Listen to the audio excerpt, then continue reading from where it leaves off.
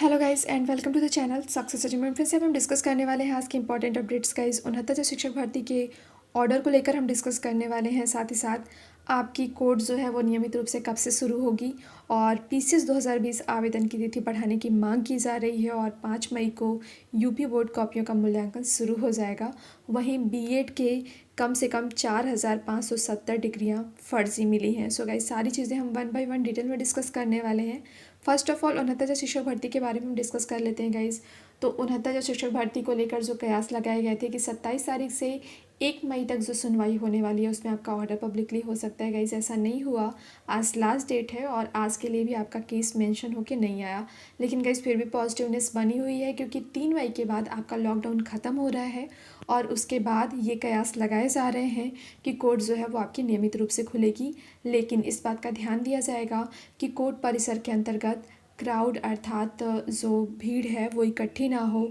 कम strength के साथ आपकी कोर्ट जो है वो नियमित रूप से शुरू की जाएगी क्योंकि गाइस केसेस काफ़ी ज़्यादा पेंडिंग में पड़े हुए हैं और इस तरह से जो एक सुचारू रूप से कोर्ट के अंतर्गत व्यवस्था चल रही थी, न्याय व्यवस्था में व्यवधान उत्पन्न हो रहा है। और गाइस इसीलिए ये कयास बिल्कुल से लगाए जा रहे हैं कि आपका 3 मई के बाद जो लॉकडाउन ख़त्म होगा आपके कोर्ट के थ्रू आउट नोटिफिकेशन जारी किया जाएगा और आपकी कोर्ट के अंतर्गत नियमित सुनवाई देखने को मिलने वाली है। गाइस ऐसी स्थिति में आपके 69 शिक्षक भर्ती का जो ऑर्डर है वो पब्लिकली जल्दी होने के चांसेस बन जाएंगे क्योंकि आपका ऑर्डर जो है वो काफ़ी लंबे समय से रिजर्व रहा था और अगर स्थिति सामान्य रही होती तो आपका ऑर्डर जो है 69 शिक्षक भर्ती का वो पब्लिकली हो चुका होता। तो गाइस अभी आपको 3 मई तक का इंतज़ार करने की ज़रूरत है। वहीं गाइस बात करें तो यहाँ पे बीएड धारी जो स्टूडेंट्स हैं यहाँ पे गाइस उनकी काफ़ी ज़्यादा डिग्रियाँ फर्जी मिली हैं बीएड से रिलेटेड और यहाँ पे हम डिटेल्स डिस्कस कर लेते हैं। गाइस यहाँ पे कल हमने डिस्कस किया था कि इलाहाबाद हाई कोर्ट ने यहाँ पे इन डिग्रियों को फ़र्ज़ी माना था और यहाँ पे जो डिग्रियाँ हैं बीएड की 4570 डिग्रियाँ हैं जो कि फ़र्ज़ी मिली थी। और ये डिग्रियाँ कहाँ से मिली थी गाइस, तो ये डॉक्टर भीमराव अंबेडकर विश्वविद्यालय जो सत्र था 2004-5 का उसके अंतर्गत ये डिग्रियाँ ली गई थी और ये टोटल डिग्रियों की संख्या जो है वो 4570 है।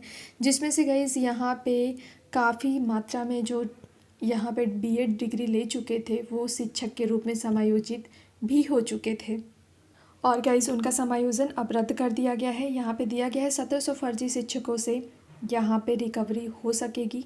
यहाँ पे भीमराव अंबेडकर विश्वविद्यालय के बीएड फर्जी डिग्री मामले में राज्य सरकार को बड़ी सफलता हाथ लगी है।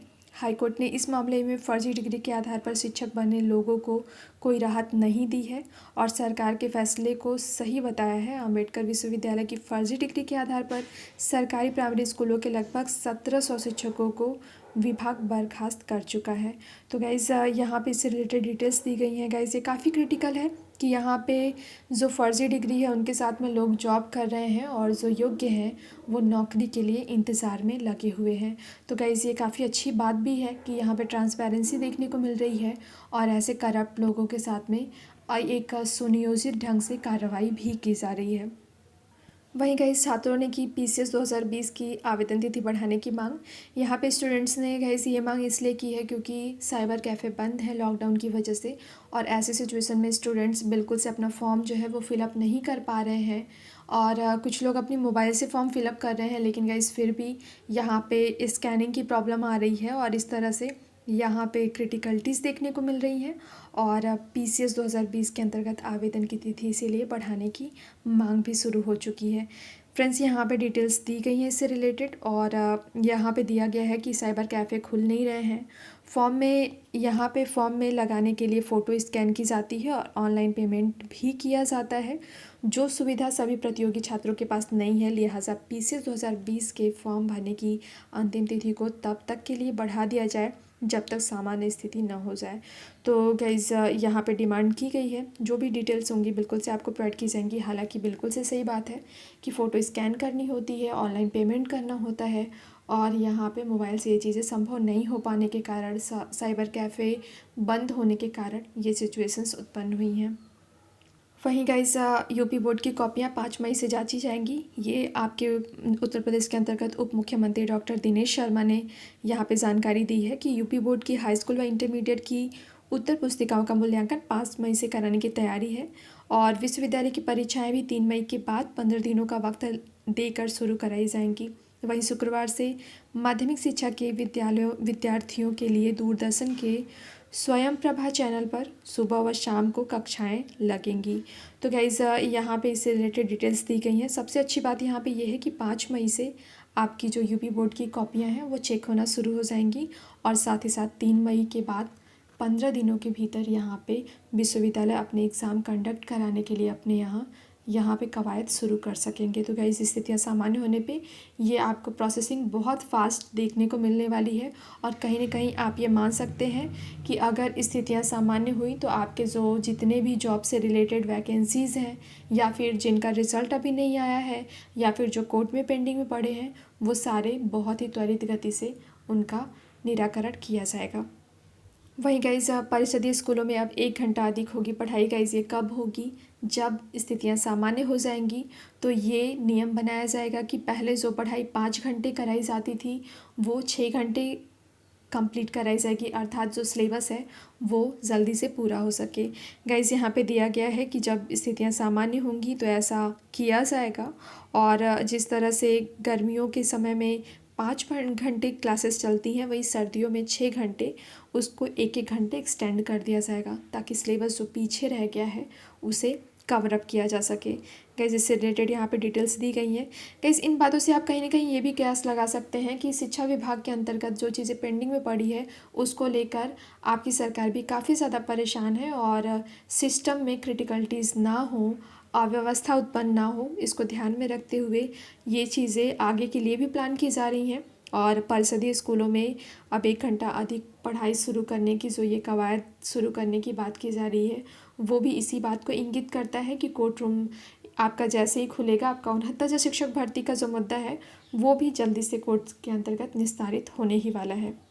वहीं गाइस असिस्टेंट प्रोफेसर को लेकर जो विज्ञापन संख्या 47 थी जो कि हिंदी और सामाजिक विज्ञान विषय से रिलेटेड थी उसको लेकर यहाँ पे डिटेल्स दिया गया है। यहाँ पे दिया गया है गाइस कि शासन से निर्देश मिलते ही शुरू की जाएगी काउंसलिंग।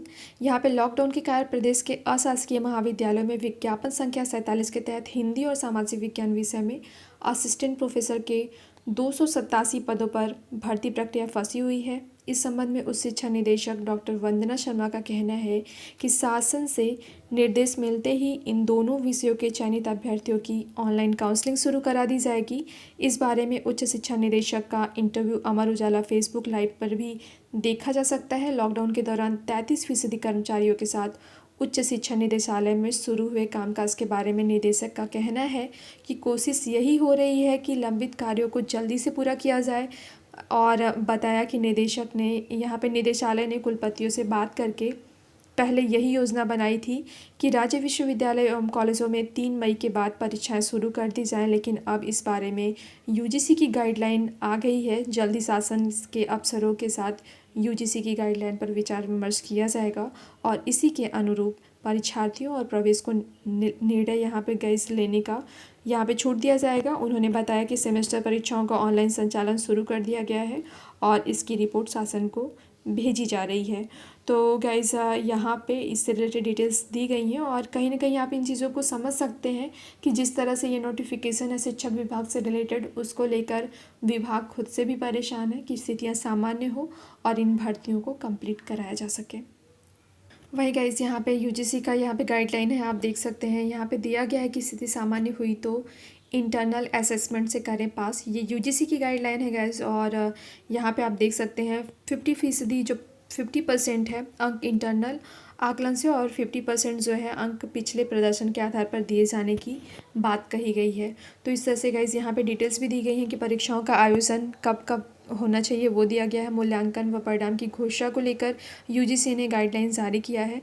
गाइस काफ़ी अच्छी चीज़ है, यहाँ पे यूजीसी काफ़ी अच्छी चीज़ कर रहा है कि यहाँ पे गाइडलाइन जारी कर रहा है, लोगों को बता रहा है, इंस्टीट्यूट्स को बता रहा है, जितने भी इंस्टीट्यूशंस हैं एजुकेशन से रिलेटेड उन्हें ये चीज़ से अवगत करा रहा है कि उन्हें क्या करना चाहिए, वो कौन कौन से यहाँ पे चीज़ें फॉलो कर सकते हैं जिसके थ्रू आउट वो अपने यहाँ जो सेमेस्टर है या फिर ईयरली एग्ज़ाम है उन्हें किस तरह से कंडक्ट कराया जाए। वहीं गाइस यूजीसी का ये भी गाइडलाइन है कि ज़्यादा से ज़्यादा यहाँ पे ऑब्जेक्टिव क्वेश्चन का फॉर्मेट फॉलो किया जाए, अर्थात आपका अब सब्जेक्टिव ना हो कि ये आपका ऑब्जेक्टिव क्वेश्चंस, बहुविकल्पी क्वेश्चंस देखने को मिल सकते हैं, ताकि समय कम लगे, जो कि 3 घंटे को 2 घंटे में कन्वर्ट करने की बात की गई थी। गाइस यहाँ पे इससे रिलेटेड डिटेल्स भी दी गई हैं। और अगर आपका सेमेस्टर का एग्ज़ाम लिया जाता है तो ये ऑनलाइन ऑफलाइन दोनों में से किसी भी मोड में हो सकता है। आवर्स कम किए जाएंगे और साथ ही साथ यहाँ पे आपको ऑब्जेक्टिव क्वेश्चंस का फॉर्मेट देखने को मिलेगा। 50% का आपका क्वेश्चन मार्क करना होगा और 50% आपके इंटरनल मार्क्स दिए जाएंगे। कुछ इस तरह के प्रावधान यूजीसी के द्वारा बनाए जा रहे हैं, ताकि आपका एग्ज़ाम जो है या फिर आपको नेक्स्ट क्लास में प्रमोट होने का बिल्कुल से मौका मिले, और जो आपका सत्र है, शैक्षिक सत्र, वो किसी भी तरह से ख़राब ना हो सके।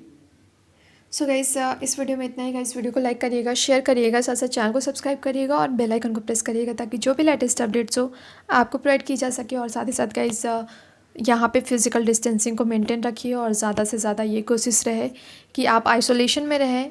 मीन्स टू से आपको ये कोशिश करनी है कि आप बाहर कम से कम निकले, आप गैदरिंग से बिल्कुल से बचें, क्योंकि गाइज़ अभी कोरोना के जो इम्पैक्ट्स हैं वो थोड़े से बढ़ रहे हैं, स्प्रेड हो रहे हैं, और ऐसी सिचुएशन में आपको और भी ज़्यादा कॉन्शियस रहने की ज़रूरत है।